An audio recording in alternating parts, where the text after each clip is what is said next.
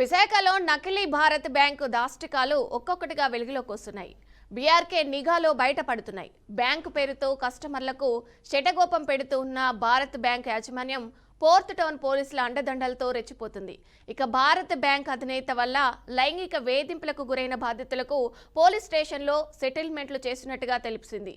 అయితే స్టాంపు పేపర్ల మీద సంతకాలు తీసుకొని సిఐ సమక్షంలోనే సెటిల్మెంట్ చేస్తారని బాధితులు ఆరోపిస్తున్నారు.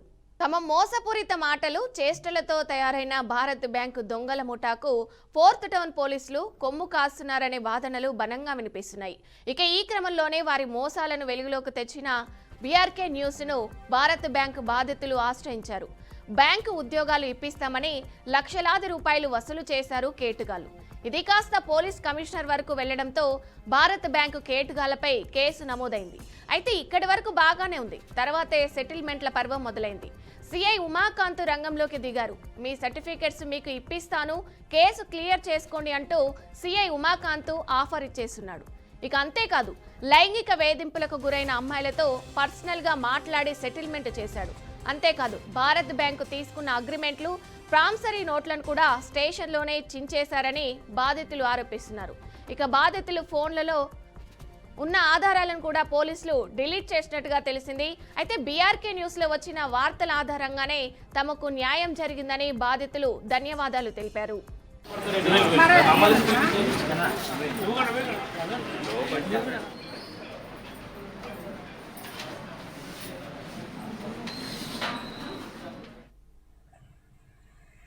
నమస్తే అండి, నేను భారత్ బ్యాంక్లో వర్క్ చేసేదాన్ని. సో మీటింగ్ అని చెప్పించి 24th సెప్టెంబర్ 2025 మీటింగ్ అని చెప్పేసి వైజాగ్ పిలిపించారు. ఆ రోజు ఆఫీస్లో కాకుండా కార్లో అని చెప్పేసి ఫస్ట్ కార్ ఎక్కించుకున్న తర్వాత కిషోర్ సార్ అని చెప్పేసి ఆయన కూడా కార్ ఎక్కి ముందు నా ఫోన్స్ తీసేసుకున్నారు. ఫోన్స్ తీసుకొని నన్ను అక్కడ కార్లోనే లాక్ చేశారు. నా బ్లాంక్ చెక్ ఒకటి తెప్పించి ఆయన అన్నీ హ్యాండ్ ఓవర్ చేసుకొని నాకు మార్నింగ్ 10 నుంచి కూడా ఈవినింగ్ 7 వరకు కూడా కార్లోనే ఉంచి నువ్వు నా మీద హెరాస్మెంట్ చేశారు సార్. అండ్ అలాగే బలవంతంగా నా వీడియోస్ తీసుకోవడానికి ట్రై చేశారు. అంటే నువ్వు ఇక్కడ తిరిగావు అక్కడ తిరిగావు అని చెప్పేసి నా మీద అలిగేషన్స్ వేసి నువ్వు ఇక్కడే పర్మనెంట్గా ఇక్కడ వర్క్ చేయాలి, నీ వల్ల నాకు లాస్ అయింది, ఆ లాస్ అంతా నువ్వు పూడ్చేయాలని చెప్పేసి నా మీద బలవంతంగా వీడియో తీసుకోవడానికి ట్రై చేశారు. అది నేను మొహం కప్పుకోవడానికి ట్రై చేస్తుంటే నా చేతులు లాగి మరీ వీడియో తీయడానికి ట్రై చేశారు. వాళ్ళు చెప్పింది ఏది నేను చెప్పను అని చెప్పిందా లెటర్ అయినా రాయించుకోవడానికి ట్రై చేశారు. అంటే నా చుట్టూ కూర్చొని బలవంతంగా లెటర్ రాయించుకొనైనా అంటే నాకు వ్యతిరేకంగా నా ద్వారానే సాక్ష్యం పుట్టించడానికి వాళ్ళు ట్రై చేశారు. దానికి కూడా నేను ఒప్పుకోలేదని చెప్పేసి నన్ను ఆఫీస్కి పిలిపించి 15 మంది స్టాఫ్ ముందు ఈ అమ్మాయి తిరిగింది ఇలా చేసింది, బిజినెస్ అంతా పోగొట్టింది, బూతులు మాట్లాడుతూ నన్ను అవమానపరిచేలాగా అంటే నించోబెట్టేశారు. నాకు చాలా ట్రామా ఫీల్ అయ్యాను. ఎండి సారు కిషోర్ సార్ ఉండారు. తర్వాత ఎండి మేడం వచ్చి ఆవిడే స్టార్ట్ చేశారు. బిజినెస్ చేయమని చెప్పి పంపిస్తే ఇలాంటి బిజినెస్ చేస్తున్నావు, బజార్ బిజినెస్ చేస్తున్నావు, బజార్ నువ్వు ఇలాంటి దానివా అని చెప్పేసి ఆవిడ ఫస్ట్ స్టార్ట్ చేసి ఆవిడంతా మాట్లాడుతున్న తర్వాత ఆవిడ దిగిపోయారు. అప్పుడు Kishore sir and MD sir మాత్రమే కూర్చొని ఇదంతా నడిపించారు. వీడియోస్ తీయడానికి ట్రై చేయడం, ఆడియో రికార్డ్ చేయడానికి ట్రై చేయడం, లెటర్ తీసుకోవడానికి ట్రై చేయడం బలవంతంగా. నేను వీడియో తీస్తున్నప్పుడు మొహం దాచుకుంటుంటే చేయి లాగి మరీ తీయడానికి ట్రై చేశారు.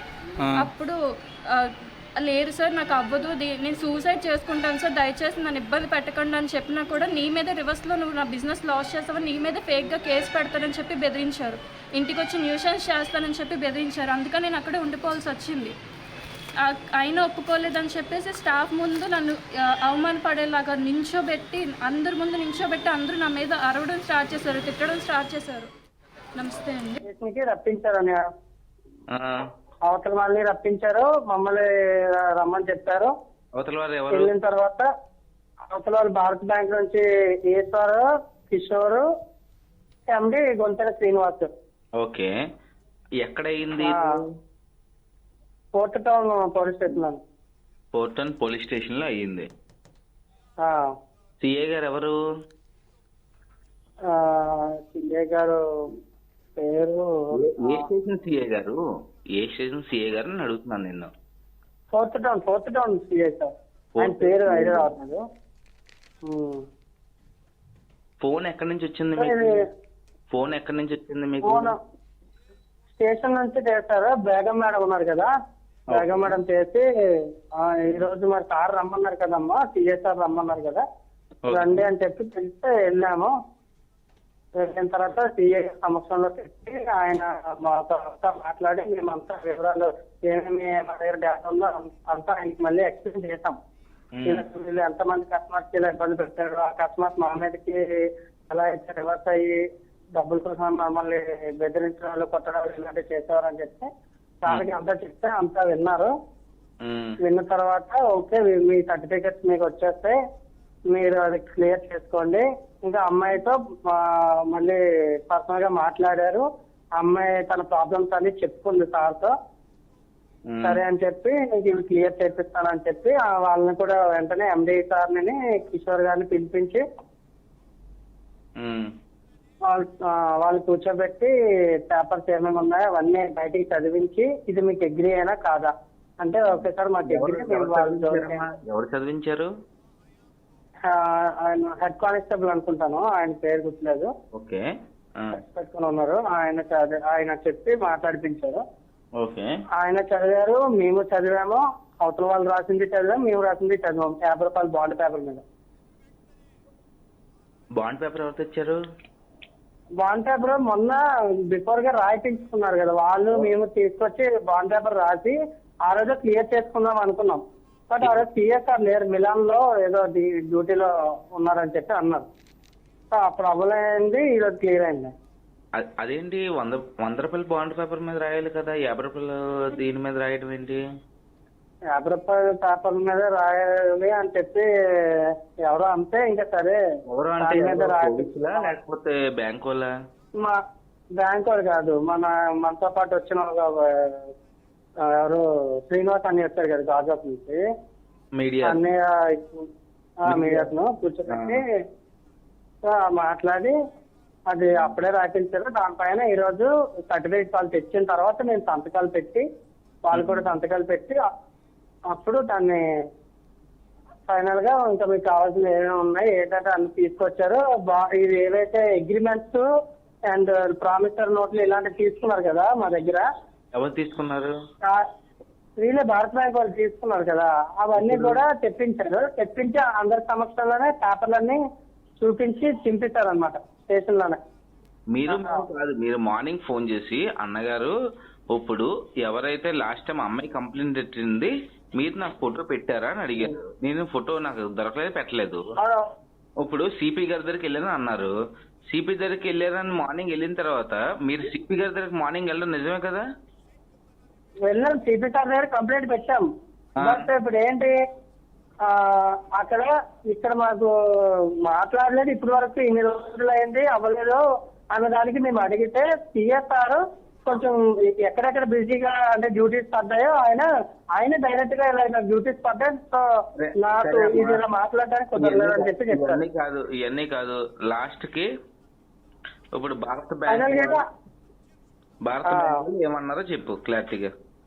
ఫైనల్ గా భారత బ్యాంక్ వాళ్ళు వచ్చారు, అంటే మిమ్మల్ని ఇలాగా ఇబ్బంది పెట్టడం మాదే ఇబ్బంది అని చెప్పి, సో దీనికైతే మేము క్షమాపణ కోరుకుంటున్నాం, సారీ అని మాకు చెప్పి అమ్మాయి వాళ్ళ ఇంటికి కాల్ చేసి వాళ్ళ పేరెంట్స్ తో కూడా చెప్పారు.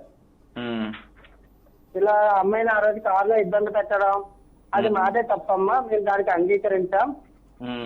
సో ఇలాంటిది ఎప్పుడు మళ్ళీ చేయము, మీ అమ్మాయిని కూడా మేము ఇంకా డిస్టర్బ్ చేయము అని వాళ్ళ మదర్ తో మాట్లాడితే వాళ్ళ మదర్ కూడా క్లియర్ గా మీరెవరు మాట్లాడుతున్నారో ఎక్కడి నుంచి అది నిజమేనా కాదా అని ఆవిడ కూడా వెరిఫై చేసుకొని అయిన తర్వాత అప్పుడు తను కూడా కొంచెం ఓకే నాకు జరిగిన అన్యాయానికి ఈ రోజు వీళ్ళు మళ్ళీ దాన్ని నేను కరెక్ట్ గానే ఉన్నాను అని నాకు న్యాయం చేశారని చెప్పి తను హ్యాపీ ఫీల్ అయింది. ఇప్పుడు అమ్మాయికి వాళ్ళు కార్లో తిప్పడం మార్నింగ్ 10 గంటల నుంచి రాత్రి 9 గంటల వరకు తిప్పడం వాస్తవమే కదా? వాస్తవమే, అమ్మాయి చెప్పింది కదా.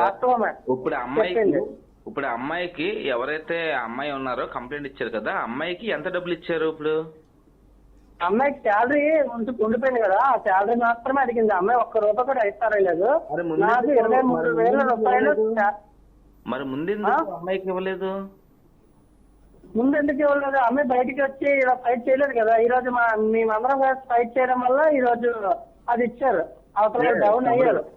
వాడు చెప్తా చూడు, ఈ యొక్క క్షణంలో మీకు న్యాయం జరిగిందంటే అన్యాయం చేసిన వ్యక్తులు ఎవరైతే ఉన్నారో, అన్యాయం చేసిన వ్యక్తులు మీ కాల్ పట్టుకున్నారంటే కేవలం బీఆర్కే న్యూస్ ఛానల్ లో వచ్చిన కథ. అది మాత్రం కేవలం బీఆర్కే న్యూస్ రావడం వల్లే మాకు జరిగింది, ఎంత న్యాయం జరిగిందన్న. అది మాత్రం మేము అక్కడ కూడా చెప్తాము. వాళ్ళకి ఒకసారి అడుగుతున్నా, మీకు ఎవరి వల్ల న్యాయం జరిగింది? బీఆర్కే న్యూస్ వల్లే అన్న. మీరు రాకపోతే మాకు అసలు వాళ్ళు భాగవతాలు బయటకు వచ్చేది కాదు. మీరు ఆ రోజు బీఆర్కే న్యూస్ ఛానల్ కి ఫోన్ చేసి మమ్మల్ని కిడ్నాప్ చేశారని చెప్పకపోతే అవునవును మీకు న్యాయం జరిగేదే కాదా? నిజంగా మీరు రావడం మాకు న్యాయం జరిగింది. ఫస్ట్ పాయింట్ ఏంటంటే మీరు ఇన్ టైంకి వచ్చి అలా మాట్లాడడం మాకు ఇదైంది. ఇంకొకటి, ఆ బ్యాంక్ ఫ్రాడా కాదా నీకు తెలుసా కదా? ఆ బ్యాంక్ అనేది 100% ఫ్రాడే. ఎందుకంటే ఎక్కడో ఎవరికో లోన్ చేస్తారు కానీ అందరికీ ఇచ్చేయరు వాళ్ళు. సో వాళ్ళు ఎంత డౌన్ వచ్చారు అంటే వాళ్ళు ఇంకా క్లియర్ అన్నారు. ఫేక్ డాక్యుమెంట్స్ క్రియేట్ చేయడం కానీ, ఇంకొకటి కస్టమర్ల దగ్గర నుంచి ఒరిజినల్ డాక్యుమెంట్స్ వాళ్ళ తీసుకోవడం కానీ ఆయన నిజమే కదా? అవన్నీ నిజమే. మీ దగ్గర ఆధారాలు ఉన్నాయి కదా, కానీ ఈ రోజు మీరు దిగిపోయారు. కానీ ఒకటి చెప్తున్నా, ఒక జర్నలిస్ట్ అన్నాడు నిజాయితీ కోసం పనిచేస్తారు, మీడియా అనేది తప్పుగా అనుకుంటారు, కానీ మీడియా వల్లే మీకు న్యాయం జరిగింది కాదా? అవునా కాదా? నిజంగా మీడియా వల్లే జరిగిందన్న. మరి అదే టైం అప్పుడు పోలీసులు బ్యాంకు యాజమాన్యం ఒకటైపోవడం వల్లే మీతో మాట్లాడిస్తున్నారు, అంతేనా? అదే అదే అవును. ఓకే తమ్ముడు, ఓకే, జాగ్రత్త. ఇక ఇదే అంశానికి సంబంధించి మరిన్ని అప్డేట్స్ అందించడానికి ప్రేమ్ మనకి లైవ్లో అందుబాటులో ఉన్నాడు. ప్రేమ్, ఏదైతే చూసుకున్నట్టయితే భారత్ బ్యాంకు మోసం చేస్తూ వచ్చింది, మన బీఆర్కే న్యూస్ ఏదైతే వెలుగులోకి తీసుకొచ్చింది కొంతవరకు వాళ్ళకి న్యాయం జరిగినట్టే కనిపిస్తుంది. దీనికి సంబంధించి మిగతా అప్డేట్స్ ఏంటి?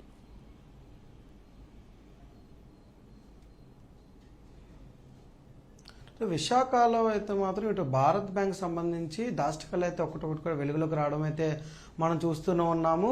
గత వారం రోజులుగా కూడా ఇటు విశాఖ సంబంధించి భారత్ బ్యాంక్ చేసిన దాష్టికాలు అయితే పూర్తిగా కూడా వెలుగులోకి వచ్చిన పరిస్థితి కనబడుతుంది. ఏదైతే ఇటు బీఆర్కే న్యూస్ రంగంలోకి దిగిన తర్వాత మొత్తం వాస్తవాలన్నింటినీ కూడా ఇటు బయట పెట్టిన వైనం కూడా మనకు తెలుస్తుంది.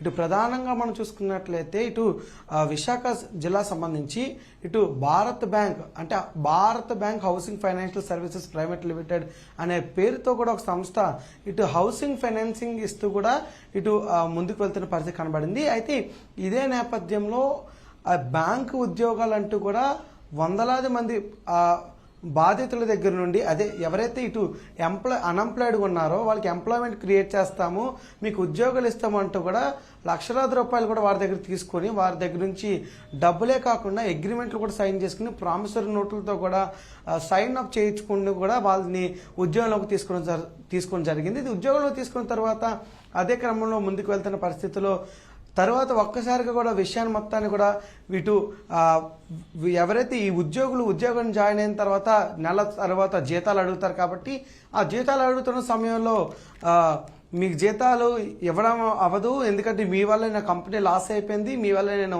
ఇబ్బందులు పడ్డాను, అది జరిగింది ఇది జరిగింది అంటూ కూడా ఇటు ఉద్యోగులపై బ్లాక్మెయిల్ చేయడం కూడా స్టార్ట్ చేశారు. అయితే ఇదే క్రమంలో కొంతమంది అప్పటికి ఒప్పుకోలేనప్పటికీ కూడా సెప్టెంబర్ 24వ తారీఖున గత నెలలో వాళ్ళు మళ్ళీ ఒకసారి పిలిపించి వారితో మాట్లాడే ప్రయత్నం కూడా చేయడం కూడా జరిగింది.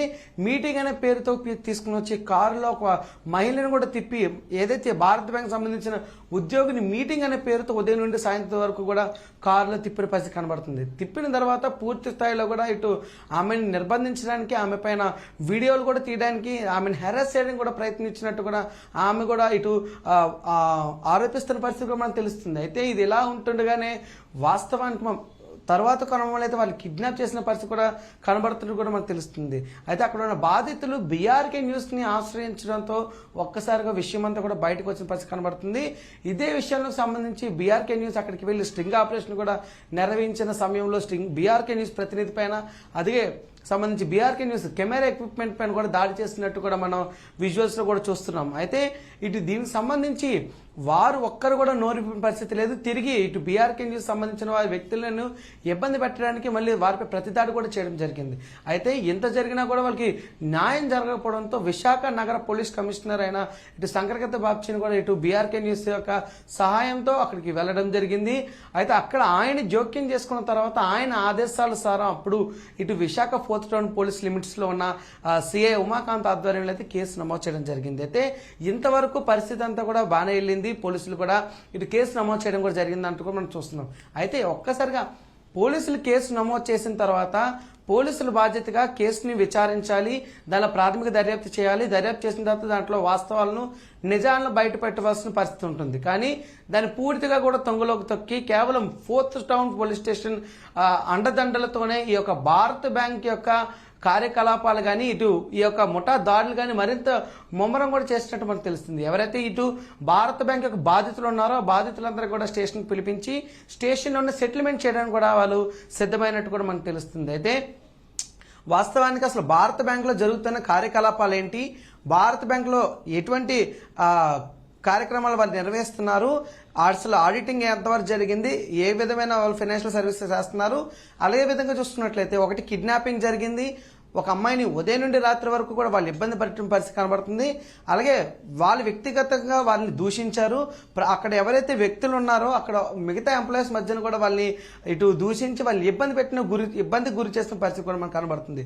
వీటన్నిటిని పక్కన పెట్టి కేవలం కాసులకు కక్కుర్తిపడి ఇటు భారత బ్యాంక్ యొక్క యాజమాన్యం ఎవరైతే ఎండి గుంతల శ్రీనివాసరావు ఉన్నారో అతను మరియు అతని యొక్క కోతో కలిపి ఇటు విశాఖ 4th టౌన్ పోలీస్ స్టేషన్లో పోలీసులు కూడా కుమ్మక్కైపోయి ఇటు బాధితులకు అన్యాయం చేయడానికి కూడా సిద్ధమైనట్టు కనబడుతుంది. అయితే ఇటు కేవలం డబ్బులతో సెటిల్మెంట్ చేస్తూ కేవలం న్యాయాన్ని కూడా డబ్బులకి అమ్ముకుంటున్నట్టు కూడా మనకి Visakha 4th town police station అటు సిఐ చేసిన నిర్వాహకం అయితే మనకు కనబడుతున్న పరిస్థితుంది. అయితే బాధితులు చెప్తున్నది ఏంటంటే విశాఖ 4th టౌన్ పోలీస్ స్టేషన్కి స్టేషన్ సంబంధించిన వాళ్ళు ఫోన్ చేసి స్టేషన్కి రప్పించి స్టేషన్లో ఇటు ఎప్పుడైతే వీళ్ళు జాయినింగ్ టైంలో ఏదైతే ఇటు డాక్యుమెంట్స్ ఏవైతే సబ్మిట్ చేశారో ఆ డాక్యుమెంట్స్ని తీసుకొని మీకు ఇప్పిస్తాము, మీరు ఇక్కడ సంతకాలు పెట్టండి అంటూ 50 రూపాయల బాండ్ పేపర్ మీద సెటిల్మెంట్ చేసినట్టు కూడా మనకి బాధితులు ఆరోపిస్తున్న పరిస్థితి కనబడుతుంది. అయితే ఏదైతే ఆ మహిళ ఉన్నదో ఎవరైతే ఆ మహిళని ఇబ్బంది పెట్టారో ఆమె క్షమాపణ చెప్పి కేవలం చేతులు దులుపుకునే ప్రయత్నం కూడా చేయడం జరిగింది. అయితే ఆమెకు రావాల్సిన నెల జీతం ఏదైతే రావాలో దానిని మాత్రం మేము ఇస్తాము, ఆమె అడగడంతో ఇస్తామంటూ కూడా చెప్పడం జరిగింది. అయితే బాధితులు చెప్తుంది ఏంటంటే కేవలం మేము బీఆర్కే న్యూస్ని ఆశ్రయించడం వల్ల మాకు ఈ న్యాయమైన జరిగింది, లేకపోతే ఇది కూడా జరగదు అంటూ కూడా వాళ్ళు చెప్పడం జరిగింది. అయితే మనం ఈ యొక్క విషయంలో మనం చూడాల్సింది ఏంటంటే ఇటు పరిస్థితి అంటే ఒక వ్యక్తి మీడియాను ఆశ్రయించి మీడియా ఇంత ప్రెషర్ పెడితేనే ఈ రకంగా సెటిల్మెంట్ చేస్తున్నారు అంటే అసలు సామాన్యుడికి న్యాయం ఎక్కడ జరుగుతుంది? విశాఖలో ఇటువంటి బ్యాంకులు ఎన్ని ఉన్నాయి, అక్కడ ఇటువంటి కార్యకలాపాలు జరుగుతున్నాయి, మహిళలపై ఈ రకమైన వేధింపులు గురి చేసిన వ్యక్తులను ఎందుకు అరెస్ట్ చేయడం లేదు? అంటే కేవలం డబ్బు ఉంటే ఏదైనా జరిగించవచ్చా, డబ్బును న్యాయంతో కొనొచ్చా అంటూ కూడా అనేక ప్రశ్నలు కూడా బయట నుంచి వెలువెత్తుతున్న పరిస్థితి కనబడుతుంది. అయితే ఇటు విశాఖ 4th టౌన్ పోలీస్ స్టేషన్లో అయితే ఇలాంటి అక్రమాలు అనేక జరుగుతున్నట్టు కూడా మనకి ఇటువంటి విషయాల వల్ల కూడా మనకి అనబడే విషయం కూడా తెలుస్తుంది. అయితే ఎట్టకేలకి ఈ విషయంలో బీఆర్కే న్యూస్ యొక్క సహాయంతో ఇటు బాధితులకు కొంతమేరకు న్యాయం జరిగినప్పుడు కూడా ఇది పూర్తి స్థాయిలో కాదు, ఖచ్చితంగా భారత బ్యాంకుని విచారించాలి, ఆ కేసును కూడా ముందుకు తీసుకుని వెళ్ళాలి అంటూ కూడా ఇటు మిగతా ప్రజలందరూ కూడా ఇటు విన్నపించే పరిస్థితి కనబడుతుంది. ఇటువంటి బ్యాంకులు మరిన్ని విశాఖలో వెలుగు చూడకుండా ఇటువంటి బాధితులు ఎవరు కూడా రోడ్డును పడకుండా, ఎందుకంటే ఇటు బ్యాంక్ అంటే రెగ్యులరైజేషన్ ఉండాలి, దానికి కావాల్సిన సంబంధించి డాక్యుమెంట్స్ అన్ని కనబరుస్తూ ఉండాలి. అదేవిధంగా ఇటు ఫాల్స్ డాక్యుమెంట్స్ పైన ఇటు లోన్స్ ఇస్తున్నారు, అలాగే గవర్నమెంట్ను కూడా మోసం చేసే ప్రయత్నం కూడా చేస్తున్నట్టు కూడా అనేక ఆరోపణలు కూడా ఇటు భారత బ్యాంక్ పై ఉన్నప్పుడు కూడా ఏ విధమైన చర్యలు తీసుకోవడానికి కూడా కంప్లైంట్లు ఇస్తున్నా కూడా చర్యలు తీసుకోవడానికి నిరాకరిస్తున్న 4th టౌన్ పోలీస్ స్టేషన్ పై కూడా అనేక ఆరోపణలు కూడా వినిపిస్తున్న పరిస్థితి కనబడుతుంది. కేవలం కాసులకు కక్కుర్తిపడి ఇదంతా చేస్తున్నారంటూ కూడా మనకి మనకి ఈ యొక్క వాస్తవాలు ఈ యొక్క విషయాలన్నీ చూస్తే అదే విషయం కూడా అనిపిస్తుంది మనకి ఇక్కడ నుంచి పరిస్థితి. అయితే ఇది ఎలా ఉంటుండగానే ఇటువంటివి రిపీట్ అవ్వకుండా అదేవిధంగా ఇప్పటికైనా భారత బ్యాంకు పైన చర్యలు తీసుకోవాలి, ఏదైతే గతంలో నమోదు చేసిన కేసు ఉందో దానిపై విచారణ చేపట్టాలంటూ కూడా ప్రజా సంఘాలు కూడా డిమాండ్ చేస్తున్నాయి. అదేవిధంగా ఇదే విషయం పైన మరొకసారి విశాఖ సిపి శంకరగత బాగ్చి కూడా ఈ విషయంలో జోక్యం చేసుకుని బాధితులకు అలాగే బ్యాంక్ ఫ్రాడ్ బరిన లేదంటే బ్యాంకు సంబంధించిన ఫ్రాడ్ యాక్టివిటీస్ ఏవి కూడా బయటకు రాకుండా, ఎందుకంటే టెక్నాలజీని ఉపయోగించి కూడా అనేక మోసాలు జరుగుతున్న ఈ యొక్క సొసైటీలో మనం చూస్తున్నాం. కాబట్టి ఇటువంటి బ్యాంకుల పైన దాడులు చేసి దాంట్లో ఉన్న విషయాలన్నిటి బయటపెట్టి దానికి సంబంధించిన డాక్యుమెంట్స్ అన్నిటి కూడా మరొకసారి పరిశీలన చేయాలంటూ కూడా ఇటు ప్రజలు కూడా విన్నపాలు కూడా అందిస్తున్న పరిస్థితి కనబడుతుంది. ఇదే విషయంగా నేను చేయకపోతే మాత్రం ఖచ్చితంగా దీనిపై తదుపరి చర్యలు కూడా ముందుకు వెళ్తామంటూ కూడా మిగతా వారు కూడా చెప్తున్న పరిస్థితి కనబడుతుంది. ఇది ప్రస్తుతం విశాఖ నుండి భారత్ బ్యాంక్ అప్డేట్. ప్రేమ్, ఏదైతే పోలీసులు ఉన్నారో పోలీసులు ఏదైతే ప్రజలకు అందుబాటులో ఉండి ప్రజలకు సేవ చేయాల్సిన పోలీసులు ఇలా కాసుల కోసం కక్కుర్తి పడి ఏదైతే సెటిల్మెంట్ చేయడానికి కూడా వెనకాడటం లేదంటే అసలు ఎలా చూడొచ్చు అంటారు? అంటే విశాఖ కానీ అటు ఆంధ్రప్రదేశ్ ప్రభుత్వంలో పోలీస్ వ్యవస్థ చాలా చక్కగా పనిచేస్తుందని అటు హోంమంత్రి కానీ ముఖ్యమంత్రి చంద్రబాబు నాయుడు కానీ చెప్పుకొస్తున్న పరిస్థితి కనపడుతుంది. కానీ ఇక్కడ చూస్తే భిన్నంగా జరుగుతుంది, వాళ్ళు చెప్పిన దానికి విరుద్ధంగా జరుగుతుంది. అసలు ఏ విధంగా చూడొచ్చు అంటారు? పోలీస్ వాళ్ళు ఇలా చేయడాన్ని అసలు ఏ విధంగా చూడొచ్చు అంటారు?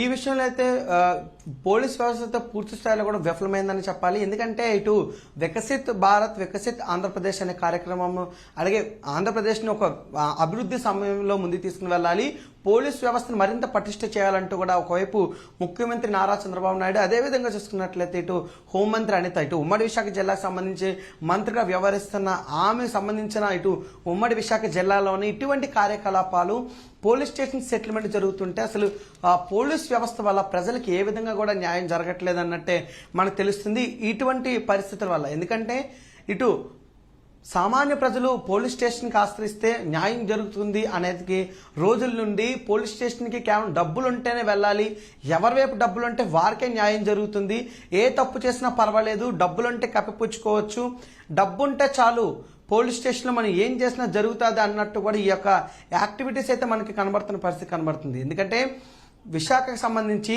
4th టౌన్ పోలీస్ స్టేషన్ అంటే సిటీ నడిబొడ్డున ఉంటుంది, మిడిల్ ఆఫ్ ది సిటీగా కూడా ఉంటుంది. ఎందుకంటే ప్రధానానికి సంబంధించి ఇటు గురుద్వారా సీతమ్మధార ఇటువంటి ప్రాంతాలన్నింటిలో కూడా ఎక్కువగా ఆఫీసెస్ ఉంటాయి. ఇక్కడ ఎక్కువ మంది ప్రజలు కూడా నివాసం ఉంటూ ఉంటారు. అయితే ఇక్కడ ఇటువంటి పరిస్థితుల్లో ఇటువంటివి బ్యాంకులు కానీ పుట్టగొడుగులో పుట్టుకొస్తూ ఉంటాయి. ఇటువంటి వాటిపై పోలీసులు ఎప్పుడైనా అంటే బాధితులు వచ్చి కేసు నమోదు చేసినా కూడా పోలీసులు విచారించే పరిస్థితి లేదంటే ఏ మాత్రం ఈ యొక్క పోలీసులు వారి యొక్క పరిస్థితి ఉన్నదో మనకు తెలుస్తుంది. ఇకపైనైనా 4th టౌన్ పోలీస్ స్టేషన్ పరిధిలో ఉన్న పోలీసులు వారి యొక్క ప్రవర్తన శైలిని మార్చుకుని ఇటు భారత బ్యాంకుపై మరొకసారి దాడి చేసి దర్యాప్తు చేసి అక్కడ ఉన్న పరిస్థితిని అంతటి కూడా ఒకసారి పర్యవేక్షించి దానిపైన రిపోర్టు కూడా ఇటు సిపికి అందించాలంటూ కూడా ప్రజలు కూడా కోరుకుంటున్న పరిస్థితి కనబడుతుంది. రైట్ ప్రేమ.